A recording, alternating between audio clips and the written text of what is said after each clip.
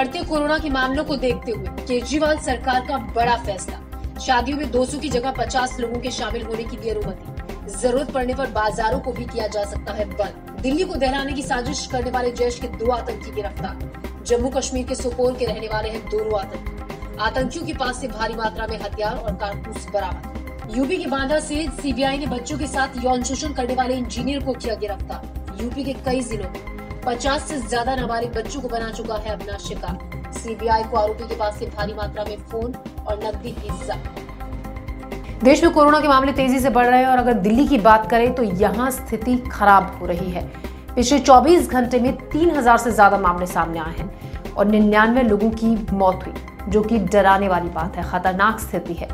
वजह ये बताई जा रही है कि पिछले दिनों जिस तरह से लोग कोरोना को लेकर लापरवाह दिखे, बेफिक्र दिखे, दिल्ली के बाजारों में त्योहारों के वक्त जो भीड़ दिखी वो चौंकाने वाली थी। वो कहीं ना कहीं ये दिखाने वाली थी कि लोग अब कोरोना को लेकर बेफिक्र होते जा रहे हैं, जो कि अभी सही नहीं है, क्योंकि केसेस में जिस तरह से इजाफा हो रहा है। इसीलिए बार बार लोगों से यही अपील की जा रही है कि कोरोना गाइडलाइंस का आप पालन करें।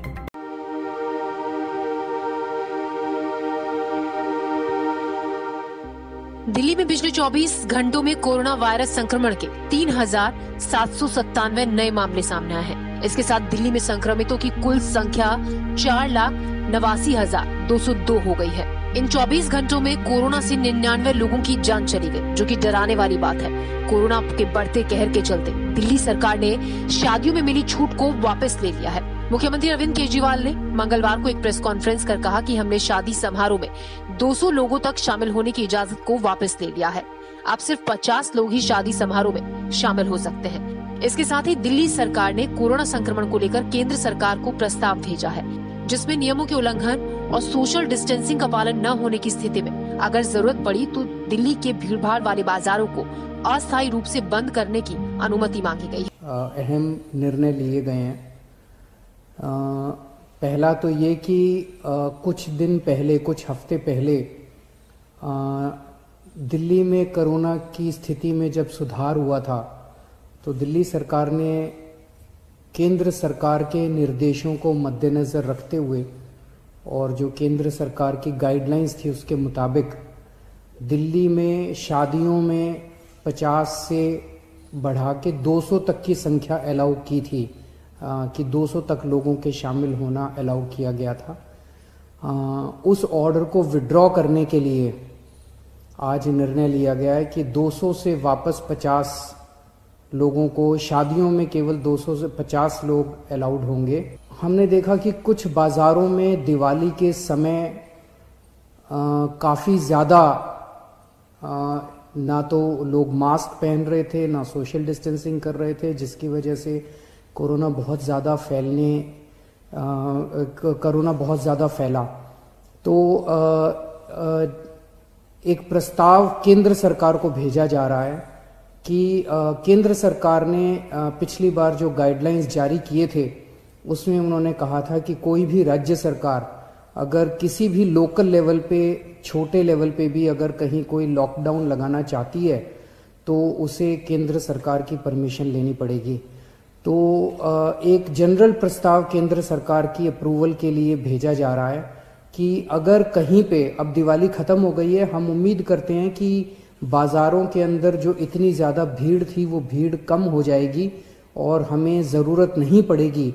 लेकिन अगर ज़रूरत पड़े और सारी कोशिशों के बावजूद भी अगर किसी बाज़ार में हम देखते हैं कि सोशल डिस्टेंसिंग और मास्क का पालन नहीं किया जा रहा और वो एरिया एक तरह से लोकल कोरोना हॉटस्पॉट बन सकता है, तो उस वहाँ पे बाज़ार को कुछ दिनों के लिए एहतियात के तौर पे बंद करने की इजाजत दिल्ली सरकार को दी जाए। सीएम अरविंद केजरीवाल ने कहा, सरकारी और निजी अस्पतालों में बेड की संख्या पर्याप्त है, लेकिन आईसीयू वाले बेड की कमी है, जिसके लिए केंद्र सरकार ने मदद की है।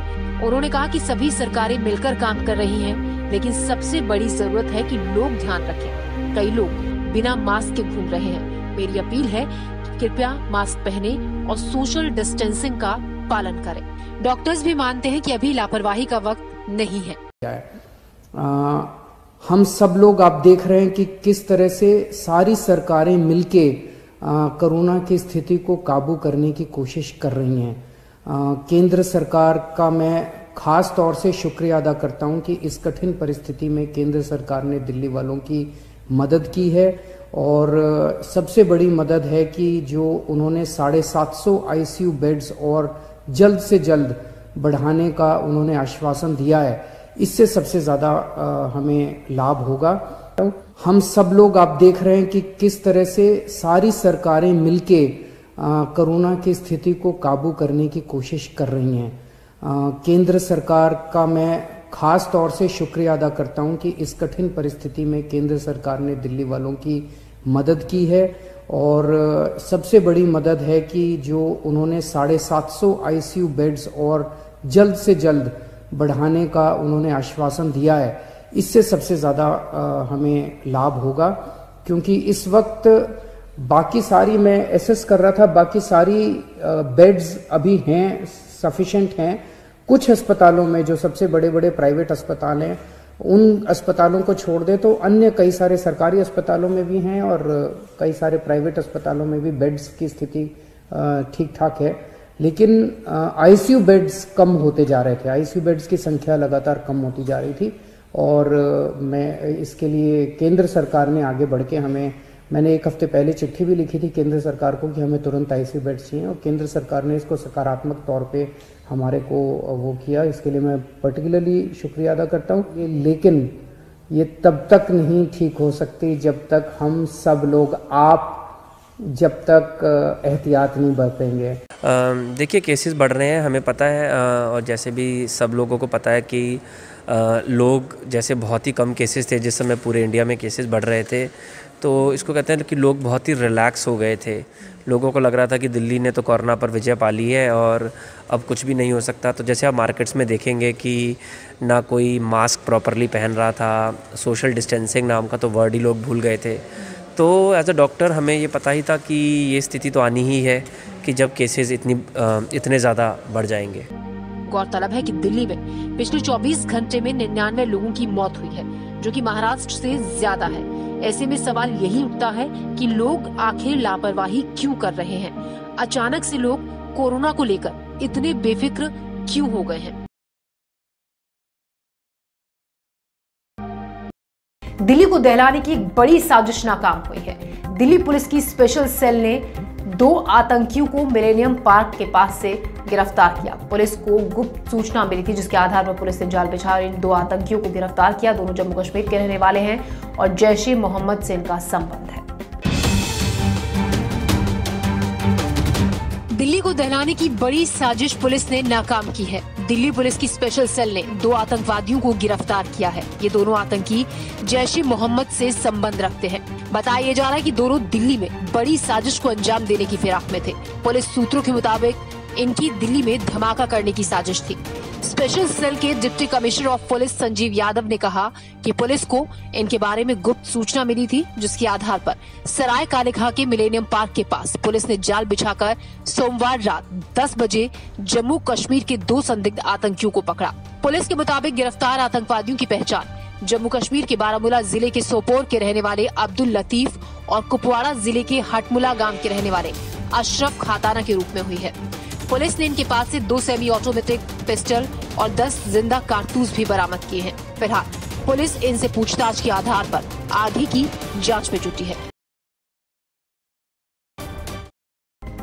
बीजेपी पूर्वांचल मोर्चा के सदस्यों ने अरविंद केजरीवाल के घर के बाहर प्रदर्शन किया। वजह थी कोरोना के बढ़ते केसेस को देखते हुए सामुदायिक छठ पूजा पर दिल्ली में प्रतिबंध लगाया गया है, जिसके चलते पूर्वांचलियों में गुस्सा है और प्रदर्शन कर रहे लोगों का ये कहना था कि अगर इस फैसले को दिल्ली सरकार ने जल्दी वापस नहीं लिया तो वो अपना प्रदर्शन और भी उग्र करेंगे। दिल्ली में बीजेपी पूर्वांचल मोर्चा के सदस्यों ने कोविड महामारी के मद्देनजर घाटों पर सामुदायिक छठ पूजा समारोह पर प्रतिबंध लगाने के दिल्ली सरकार के फैसले को लेकर मुख्यमंत्री अरविंद केजरीवाल के आवास पर विरोध प्रदर्शन किया। प्रदर्शनकारियों ने कहा कि अगर ये प्रतिबंध जल्द नहीं हटा तो हम अपना प्रदर्शन और तेज करेंगे। इस अवसर पर यही कहना चाहता हूं कि पूर्वांचल के महान पर्व छठ पर जो केजरीवाल सरकार ने प्रतिबंध लगाया है, इससे सारे पूर्वांचल वासी बहुत आहत हैं, इसी निमित्त भारतीय जनता पार्टी पूर्वांचल मोर्चे ने केजरीवाल सरकार की नीतियों के खिलाफ, उनके फैसले के खिलाफ प्रदर्शन का फैसला किया है। अगर समय रहते केजरीवाल ने इस पर सही निर्णय नहीं लिया और छठ पर लगा प्रतिबंध नहीं हटाया तो यह प्रदर्शन क्षेत्र में उग्र रूप धारण करेगा और केजरीवाल को इसकी भारी कीमत चुकानी पड़ेगी। गौरतलब है कि दिल्ली आपदा प्रबंधन प्राधिकरण ने कोरोना वायरस को लेकर पब्लिक स्थलों पर छठ पूजा मनाने से साफ इनकार कर दिया है, क्योंकि दिल्ली में कोरोना के मामले तेजी से बढ़ रहे हैं। ऐसे में पूरी कोशिश की जा रही है कि लोगों की भीड़ को एक जगह इकट्ठा होने से रोका जाए, जिसकी वजह से ये फैसला लिया गया है। इस फैसले से पूर्वांचल के लोगों में रोष है और वो कई छठ पूजा संघर्ष समितियों के साथ मिलकर विरोध प्रदर्शन कर रहे हैं। ऐसे में जरूरी ये है कि इस मामले को लेकर राजनीति न हो और आम जनता इसकी गंभीरता को समझते हुए कोरोना गाइडलाइंस का पालन करे। उत्तर प्रदेश के मुख्यमंत्री योगी आदित्यनाथ मंगलवार को बद्रीनाथ पहुंचे। उनके साथ उत्तराखंड के सीएम त्रिवेंद्र सिंह रावत भी मौजूद थे। दोनों ने बद्रीनाथ धाम पर पूजा अर्चना की। सीएम योगी आदित्यनाथ ने यूपी सरकार के पर्यटक आवास गृह का बद्रीनाथ में शिलान्यास और भूमि पूजन भी किया।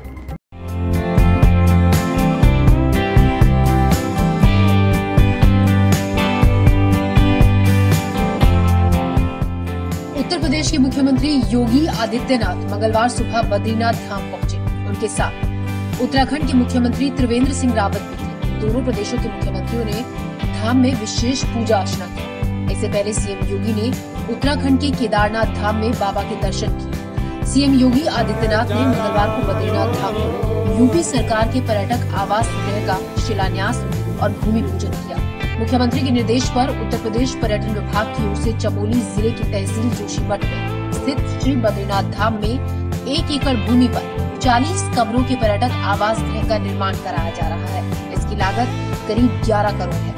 इस भवन का निर्माण गढ़वाल शैली के आर्किटेक्चर और ग्रीन बिल्डिंग के रूप में कराया जा रहा है। इसमें 40 कमरों के साथ रेस्टोरेंट, कॉन्फ्रेंस हॉल और पार्किंग की सुविधा होगी। ये करीब 2 साल में बनकर तैयार होगा।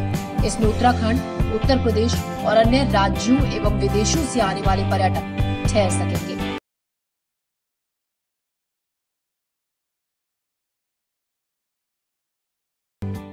सीबीआई की टीम ने यूपी के बांदा से एक इंजीनियर को यौन शोषण के आरोप में गिरफ्तार किया है। बताया जा रहा है कि ये इंजीनियर पिछले 10 सालों से 5 से 16 साल तक के बच्चों को अपनी हवस का शिकार बना रहा था। सीबीआई की टीम को इंजीनियर के पास से कुछ आपत्तिजनक चीजें भी मिली हैं। फिलहाल पुलिस इससे पूछताछ कर आगे की जांच कर रही है। सीबीआई ने उत्तर प्रदेश के एक जूनियर इंजीनियर को बच्चों की यौन शोषण के आरोप में बांदा से गिरफ्तार किया है। अधिकारियों ने बताया कि पिछले 10 सालों से ये बच्चों को अपनी हवस का शिकार बना रहा था। जांच अधिकारियों ने बताया कि इस इंजीनियर पर चित्रकूट, बांदा और हमीरपुर जिलों में 5 से 16 वर्ष की आयु के लगभग 50 बच्चों का यौन शोषण करने का आरोप है। गिरफ्तार इंजीनियर को जल्द ही अदालत के सामने पेश किया जाएगा। तलाशी के दौरान सीबीआई की टीम को इसके पास से 8 मोबाइल फोन, लगभग 8 लाख की नकदी, लैपटॉप और बाल यौन शोषण सामग्री की बड़ी मात्रा में अन्य डिजिटल सबूत बरामद हुए हैं।